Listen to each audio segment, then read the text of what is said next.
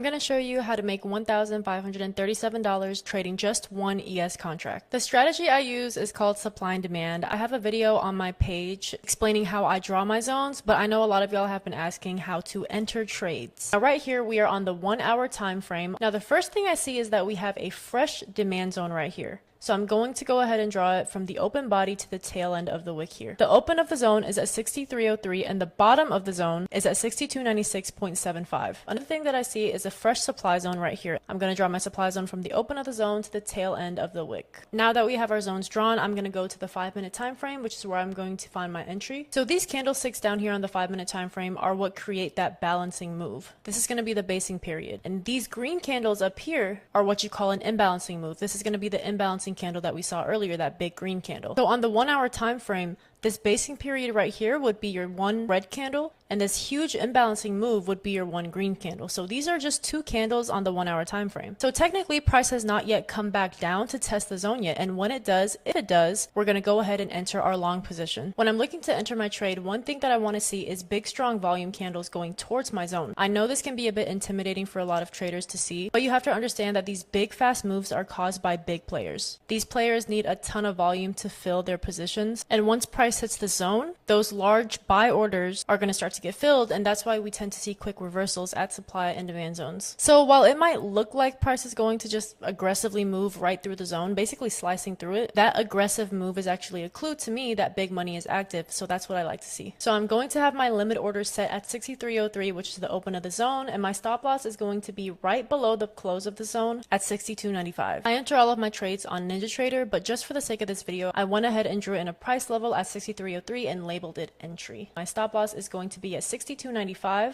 Now my take profit is going to be placed at this next supply zone up that we identified just a little bit ago. I'm going to go ahead and label that here. So boom, we just got filled. Now I'm just going to let the trade play out. Now my trade is way past plus 10 points in profit. Plus 10 points would have been at 63.13. Now that this has happened, I'm going to go ahead and move my stop loss to just above break even to make up for fees and commission. Then price in my TP, and we have made a 30.75 trade on just one ES contract, which equals $1,537. Really is as simple as that. Trading doesn't really need to be as hard as people make it seem to be. Of course, there's different psychological aspects that are pretty challenging. As far as technical goes, I really believe that anybody can learn it, and